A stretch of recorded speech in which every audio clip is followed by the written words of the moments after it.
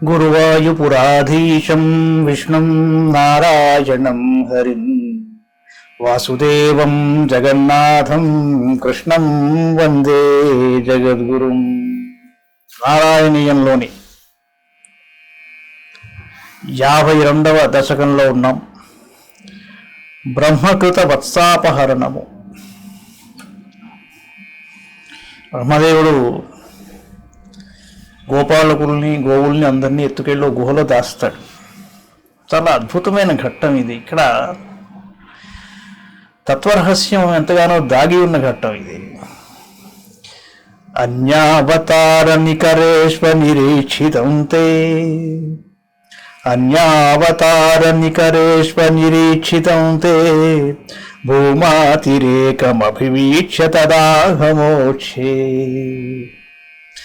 బ్రహ్మా పరీక్షితుమనాహస పరోక్షభావం నిన్యేథ వత్సకగణాన్ ప్రవితత్య మాయాం.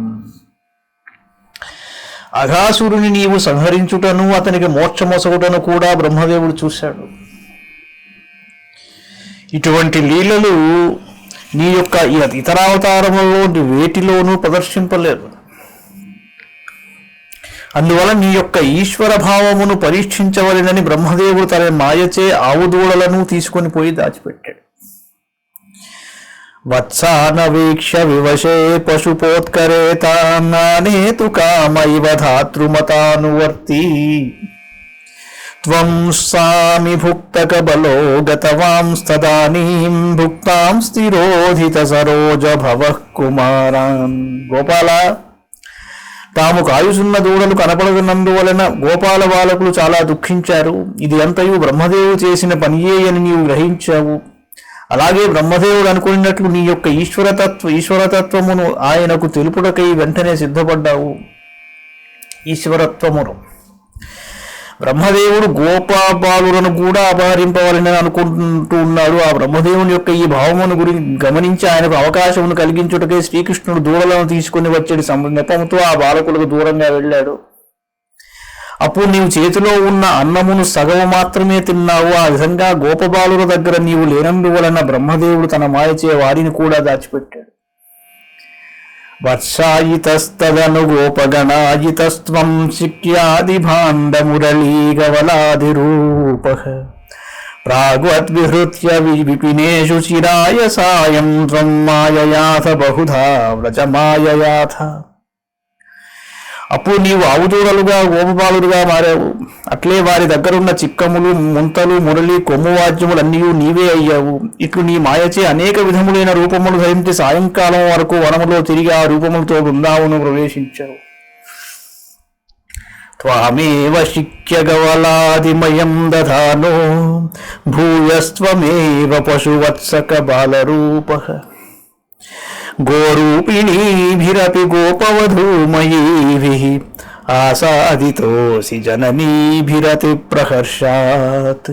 సర్వజ్ఞ, ఈ విధముగా నీ మాయచేత గోపాల బాలురు వారి చేతులలో ఉన్న అన్నీయును నీవే అయ్యావు. చిక్కములు కొమ్మువాద్యములు మొదలైనవి ఆవుదూడల యొక్క రూపములను గూడను ధరించి నీవు గోకులమునకు తిరిగి రాగా గోపికలు ఆవులు మిక్కిలి ప్రేమతో కృష్ణమయమగు తమ సంతానమును దగ్గరకు తీసుకుని మిగుల ఆప్యాయతతో లాలించిన దృశ్యము ఎంతయో మనోహరము. జీవం హి కంచిదభిమానవశాత్ స్వకీయం మత్వా తనూజైతి రాఘవరం వహంత్యః ఆత్మానమేవ తు భవంతమవాప్య సూనుం ప్రీతిం వయుర్న కియతీం వనితాశ్చ గావః. ఆనంద స్వరూప, సాధారణముగా ఎవరో ఒక జీవుడు తమకు సంతానముగా పుట్టినప్పుడు ఆ జీవునిపై మమతానురాగములను విశేషముగా చూపుట లోక సహజము. ఇప్పుడు పరమాత్మ అయిన నీవే తమ సంతానముగా వచ్చినప్పుడు వారెంతటి మమతానురాగములను చూపుతురో చెప్పుట అసాధ్యము. ఏవం ప్రతిక్షణ విజృంభిత హర్షభార నిశ్శేష గోపగణలాలిత భూరిమూర్తిం త్వామగ్రజోపి బుబుధే కిల వత్సరాంతే బ్రహ్మాత్మనోరపి మహాన్ యువయోర్విశేషః. నందనందన, ఈ విధంగా గోపికలు ఆవులు ప్రతిక్షణము తమలో పెళ్ళుబుకుచున్న ఆనందంతో తమ సంతాన రూపమునున్న నిన్ను ప్రేమతో చూచుకొనుచుండిరి. ఇట్టి నీ మహిమ నీ అన్నయ్యైన బలరాముడు కూడా 1 సంవత్సరం గడిచిన తరువాతనే తెలుసుకున్నాడు. మీ ఇద్దరు పరమాత్మ స్వరూపులే అయినను ఇద్దరి మధ్య ఎంతయో భేదము కలదు.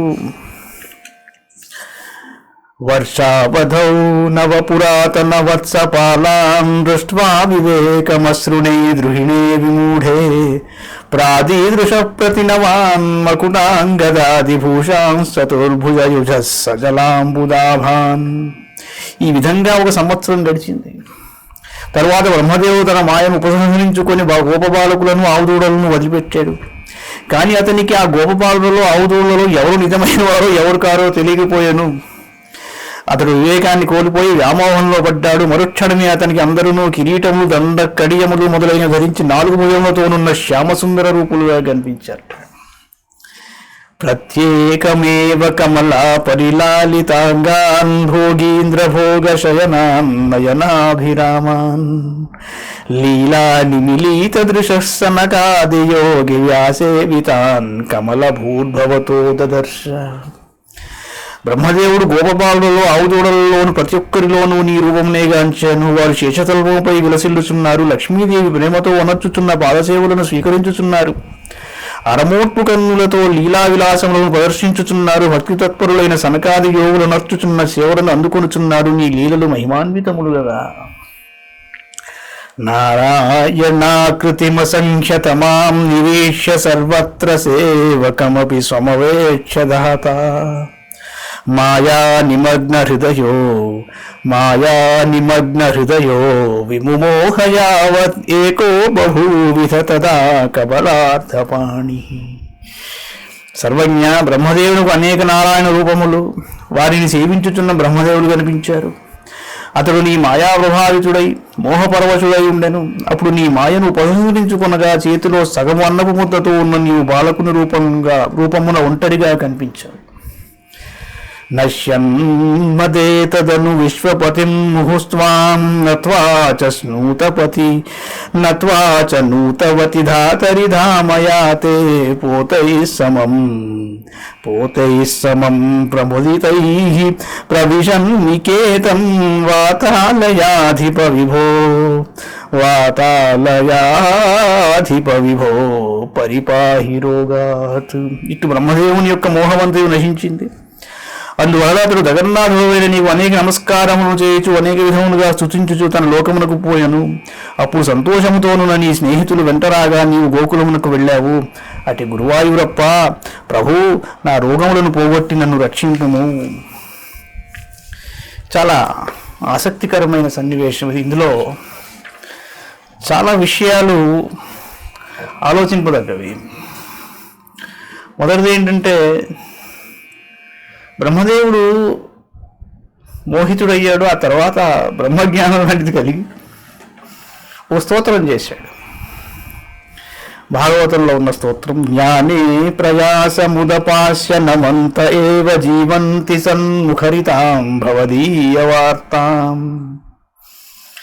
జ్ఞానే ప్రయాసముదపాస్య నమంత ఏవ జీవంతి సన్ముఖరితాం భవదీయ వార్తాం. స్థానే స్థితాః శృతిగతాం తనువాంగ్మనోభిః యే ప్రాయశో జితజితోప్యసి తైస్త్రిలోక్యాం. నీవు దివ్యశక్తి సంపన్నుడవు అన్నాడు. ఎవరి చేతను జయింపబడవు. కానీ నీ భక్తులు జ్ఞానయోగ సాధన జోలికి పోక, జాగ్రత్తగా గమనించండి, నీ భక్తులు జ్ఞానయోగ సాధన జోలికి పోక, అనగా ఆ మార్గమున ప్రయాస పడక, తాము ఉన్న చోటనే నిలిచి సత్పురుషుల సాంగత్యము చేస్తూ ఉంటారు. నిరంతరము ఆ సజ్జనులతో గూడి మసలుకొనుచుండుట వలన వారు, ఆ సజ్జనులు ప్రస్తావించుచుండెడి నీ లీలాగాథలు అప్రయత్నముగానే వారి చెవుల పడుతూ ఉంటాయి. అట్టి నీ భక్తులు మనోవాక్కాయముల ద్వారా నిన్ను సేవించుటయే పరమావధిగా పెట్టుకొని వినమ్రులై తమ జీవనయాత్రను కొనసాగించుచుందురు. సన్ముఖరితాం భవదీయ వార్తాం. ముల్లోకములలో ఎవరి చేతను నీవు జయింపబడే వాడివై అయినను అట్టి పరమ భక్తులకు మాత్రము నీవు వశుడవగుచుందు స్వామి. అనన్యభక్తిపూర్వక సేవడకు తప్ప నీవు దేనికి నీ లొంగవు, ఇది పరమసత్యము అన్నాడు.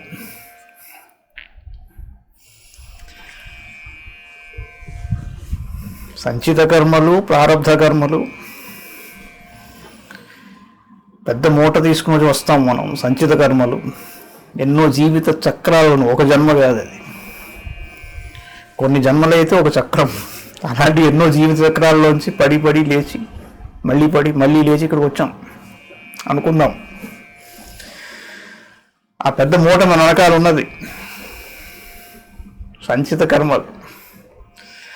వాటిలో మంచి చెడు రెండు ఉంటాయి. వాటిల్లోంచి మంచి చెడు రెండు కలుపుకుని ఈ జన్మలో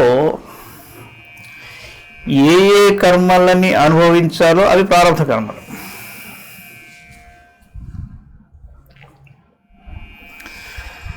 అంటే అన్నింటినీ అనుభవించేసి వెళ్ళిపోతున్నావు, అక్కడ జీరో ఏం డెస్టినేషన్ అయిపోయినా లేదు. కానీ బుద్ధి కర్మానుసారిణి అంటే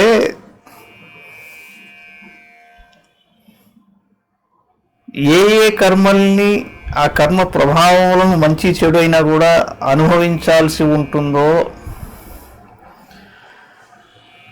అవి ముందరికి వచ్చే దిశగా బుద్ధి పనిచేయడం అన్నది బుద్ధి కర్మానుసారిని. అంటే కేవలం బుద్ధి కర్మల్ని అనుసరించుంటే లేదు, ఇంకేం లేదు అంటే పెద్ద మనకి ఇన్ని శాస్త్రాలు, ఇన్ని ఉపనిషత్తులతో పని లేదు.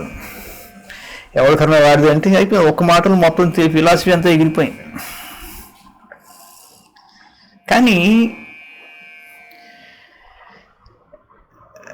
మీకు మనం చేసే పని ఇంకేం లేదయా అంటే అలా కాదు. సత్కార్యాచరణానుకూలయాం సత్పుణ్య చారిత్రకాం ప్రజ్ఞానామరూపిణీం భవహరీం లక్ష్మీంచ వందే సదా అన్నారు. ఇది చాలా థిన్ లైన్. దాన్ని గమనించుకుంటూ నీకు ఏవం జ్ఞానప్లవేనైవ వృజిడం సంతరిష్యసి అంటాడు భగవద్గీతలో. అందరికంటే పెద్ద పాపాత్ముడు అయినప్పటికీ కూడా అర్జున, జ్ఞానప్లవము చేత నువ్వు దాటేయగలవన్నాడు. ఏమిటయ్యా అంటే ఆ సెల్ఫ్ అవేర్నెస్లోకి వెళ్ళినప్పుడు, జ్ఞానాన్ని ఆర్జించినప్పుడు, పొందినప్పుడు సమిహరిని అగ్నిలో వేస్తే అవి ఎలా దహించుకుపోతాయి, ఇంక మళ్ళీ కనిపించవో, బూడిదైపోతాయో, ఆ విధంగా నీ పాపకర్మలన్నీ బూడిదైపోతాయి అని చాలా స్పష్టంగా చెప్తున్నాడు శ్రీకృష్ణ పరమాత్మ. అయితే కర్మ సిద్ధాంతం అన్నది కర్మ సిద్ధాంతం కాదండి. ఇక్కడ జ్ఞానే ప్రయాసముదపాశ్య నమంత ఏవ జీవంతి సన్ముఖరితాం భవదీయ వార్తాం. చిన్న చాలా ఆసక్తికరమైన అంశం వచ్చింది. చాలా గొప్ప పనులు, పుణ్యకర్మలు ఎన్నో ఆచరించి ఉండొచ్చుగాక, కానీ వాటి ఫలితం కేవలం నువ్వు ఆచరించి ఇక్కడికి వచ్చినంత మాత్రాన నీకేం దక్కట్లేదు. అది నాకు తాళం చేయి ఉన్నది. అది ఏమిటయ్యా అంటే నీ కథలు వినాలి, నీ మహిమల్ని పొగడాలి, వినిపించాలి, సజ్జన సాంగత్యం చేస్తే నీకు ఆ అవకాశం కలుగుతుంది. అప్పుడు అవి యాక్టివేట్ అవుతాయి, లేకపోతే లేదు. ఇక్కడ స్పష్టం అవుతాం. సన్ముఖరితాం, వికసిస్తుంది నీ జీవితం. పోతన నిజముగా నిన్నెరుగగా మును నిజవాంఛలు నిన్ను చేర్చి నీ కథ వినుచున్నంటాడు.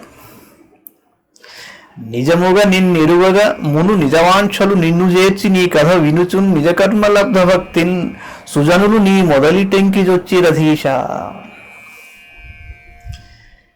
నిన్ను తెలుసుకోవడం కోసం ముందుగా తమ కోరికలన్నీ నీ యందు సమర్పించి నీ కథలు వింటూ ఉండాలి.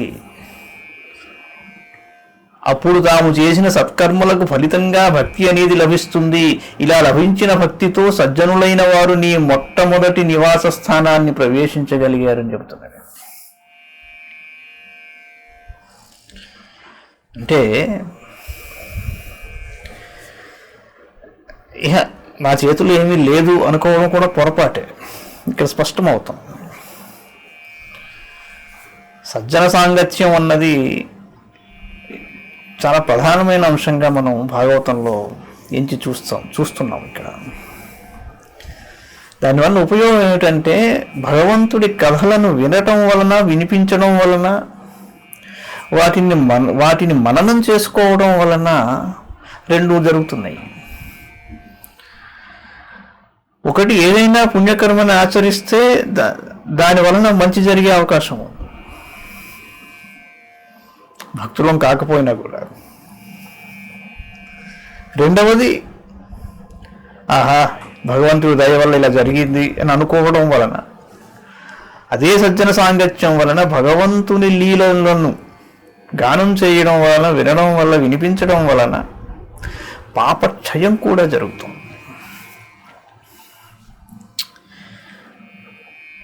స్విచ్ వేయగానే లైట్ వచ్చిందండి, లైట్ వెలిగింది, చీకటి వెళ్ళిపోయింది.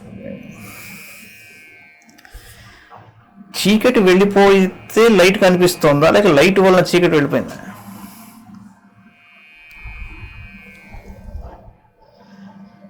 అంటే ప్రీ ఎగ్జిస్టింగ్గా ఏమున్నది?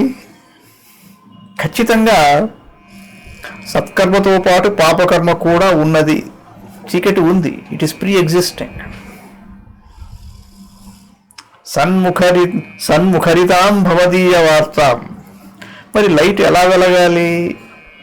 నీ లీలలలో, ఆ కథలలో నిన్ను గానం చేస్తూ, నిన్ను నీ గురించి ఆలోచిస్తూ, నీ గురించే మననం చేసుకుంటూ ఉండడం వలన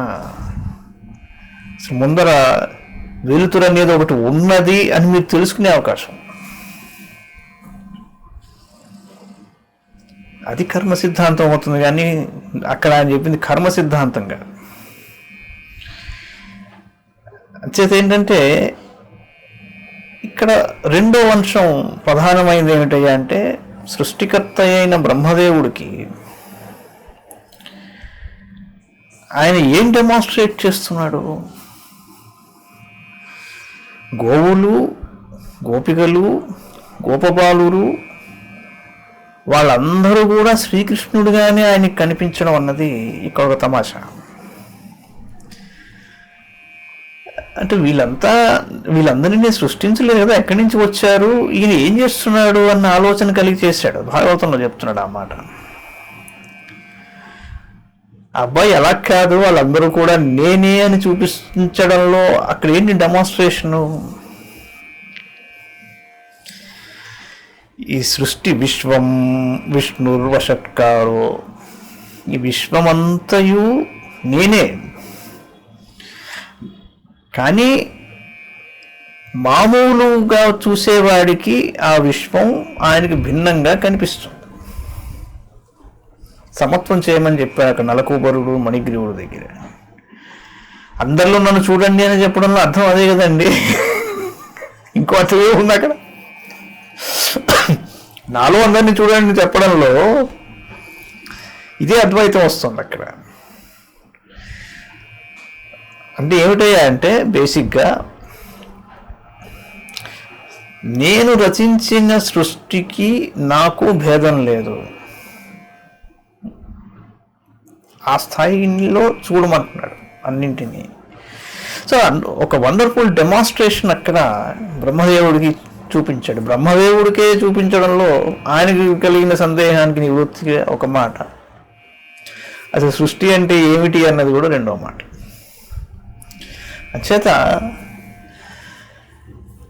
సజ్జన సాంగత్యం, సత్సంగం అన్నది చాలా ప్రధానమైన అంశం. భారతంలో ధర్మరాజు నహుషుడి కల ఆయన కొండ చెరువుగా మారినప్పుడు ఒక సత్పురుషునితో నువ్వు సంవాదం జరిపిన తర్వాత నీ స్వస్వరూపం పొందుతావన్నారు. యయాతి కథ, మరి యయాతి చూడండి, ఎన్నో యాగాలు చేసి పైకి వెళ్ళాక ఈ మధ్యకాలంలో నీకంటే ఎక్కువ యాగాలు చేసిన వాడు ఎవరో ఉన్నాడా అని ఇంద్రుడు అడిగాడు. నాకు తెలిసి ఎవరు లేరు అన్న. అయిపోయింది అయ్యా, నువ్వు ఇక్కడ పనికి రాడు, నువ్వు ఎందుకు వెళ్ళిపోతున్నాడు, వెంటనే వెనక్కి వస్తున్నాడు. కానీ వెంటనే తప్పు తెలుసుకుని అడిగాడు, స్వామి పొరపాటు అయిపోయింది కానీ నన్ను సత్పురుషుల సాంగత్యంలో పడేయమన్నాడు. అప్పుడు ఆయన దౌహిత్రుడి దగ్గర పడతాడు. ఆ కథ అంతా మీకు తెలిసిందే. మెల్లగా మళ్ళీ తిరిగి ఈ గోస్ బ్యాక్. సజ్జన సాంగత్యం అదన్నమాట. అంటే ఏంటంటే వాడి పక్కన కూర్చుంటే కాసేపు వాడి నీకేమో అంటుతుంది అంటారు పెద్దలు. అదే కాస్త చదువుకున్న వాడి పక్కన కూర్చోరాదు, మంచి బుద్ధులు ఏమన్నా వస్తాయేమో, పొరపాటుగా వచ్చినా వస్తాయి కదా. As simple as that. కనీసం ఏంటంటే అంటే నువ్వు కథలు వింటుంటే ఆ కథలు నీకు అర్థమైనా కాకపోయినా అందులో ఏదో ఉంది, నీకు ఎప్పుడో కొన్నాళ్ళకి ఎక్కడైనా ఒక చిన్న చీమ కుట్టినట్టుగా అయినా అనిపించే అవకాశం ఉంటుంది. అంటే చెప్పుకున్నాం సంచిత కర్మలు, ప్రారబ్ధ కర్మలు. ఈ ప్రారబ్ధ కర్మలలో ఉన్న సత్కర్మల ఫలితాలని పొందే ఒక మార్గం ద్వారా అయినా, ఆస్వార్థంలోనైనా భగవంతుడి పట్ల భక్తి మనకి లభించే అవకాశం ఉంది. ఆ భక్తి గొప్పది. ఆ చివరికి తీసుకెళ్ళేది ఎక్కడికో తీసుకెళ్తాం చక్కగా. ఇవన్నీ అవసరం అనిపిస్తాయి అన్నమాట. అంటే ఈ ఘట్టం ఎందుకు ప్రత్యేకంగా కొద్దిగా ఎక్కువసేపు లాగుతున్నానంటే, ప్రాక్టికల్ లైఫ్లో చాలామందికి కలిగే సందేహాలు కొన్ని ఉంటాయి. మన చేతిలో ఏమీ లేదు కదా, నిజమే, అన్ని నిజాలే.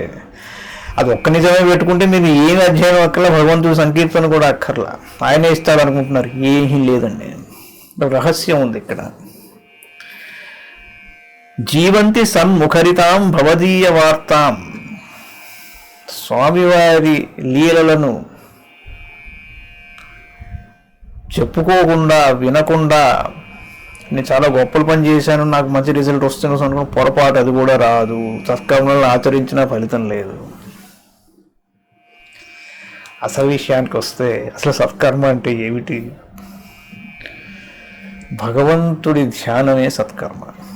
As simple as that. మంగళం భగవాన్ విష్ణు, మంగళం గరుడధ్వజ, మంగళం పుండరీకాక్షో, మంగళాయ తనో హరి. సర్వం శ్రీకృష్ణార్పణమస్తు.